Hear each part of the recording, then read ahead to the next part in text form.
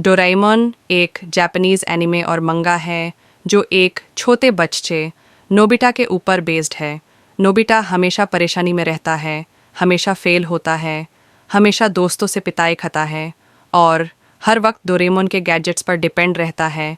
उसके साथ एक लड़की होती है, शिजुका, जो हमेशा पोलाइटे और इंटेलिजेंट दिखाई गई है।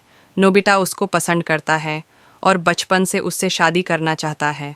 शिजुका भी कभी कभी नोबिता की केयर करती है, लेकिन हमेशा उसकी कमज़ोरी को देखकर सोचती है कि क्या वो फ्यूचर में उसके लिए बेस्ट लाइफ पार्टनर बन पाएगा या नहीं। डोरेमोन फ्यूचर से आता है नोबिता की ज़िंदगी सुधारने के लिए, ताकि वो शिजुका के साथ हैप्पी लाइफ जी सके। लेकिन प्रॉब्लम ये है कि नोबिता अपनी लाइफ में कभी इंडिपेंडेंट और सक्सेसफुल नहीं बन पाता, हमेशा मशीन्स और गैजेट्स का सहारा लेता है। इस वजह से शिजुका का दिल अक्सर कंफ्यूज रहता है। एक तरफ नोबिता की गुडनेस और दिल का साफपन है, और दूसरी तरफ उसका वीक कैरेक्टर और मेहनत की कमी है।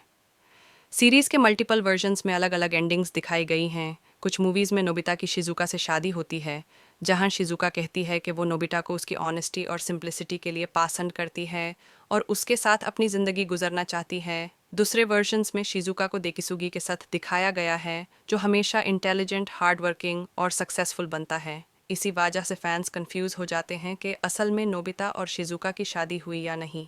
राइटर्स ने डोरेमोन को एक सिंपल लव स्टोरी बनाने के बजाय एक लाइफ लेसन देने वाला शो बनाया। उन्होंने ये बताया कि सिर्फ सपने और गैजेट्स पर जीना इंसान को सक्सेसफुल नहीं बना सकता। मेहनत और अपनी अक्लमंदी सबसे ज़रूरी होती है। अगर नोबिता ने मेहनत की होती तो हो सकता है कि हर वर्जन में शिजुका उसके साथ होती, लेकिन उसकी वीकनेस और डिपेंडेंसी ने इसको मुश्किल बनाया। इसीलिए क्रिएटर्स ने कहानी को ओपन एंडेड रखा, ताकि हर फैन अपनी सोच के हिसाब से डिसाइड करे कि शिजुका आखिर में किसके साथ रहती है, नोबिता के साथ या फिर किसी और के साथ। आज भी दुनिया भर में फैंस इस बात पर डिबेट करते हैं कि नोबिता और शिजुका की शादी क्यों नहीं हुई। कुछ कहते हैं हुई थी और कुछ कहते हैं नहीं हुई। असल में डोरेमोन एक सिंबल बन गया है कि लाइफ में सक्सेस बिना एफर्ट के नहीं मिलता, और प्यार भी उन्हीं को मिलता है जो अपनी ज़िंदगी खुद सुधारने की हिम्मत रखते हैं।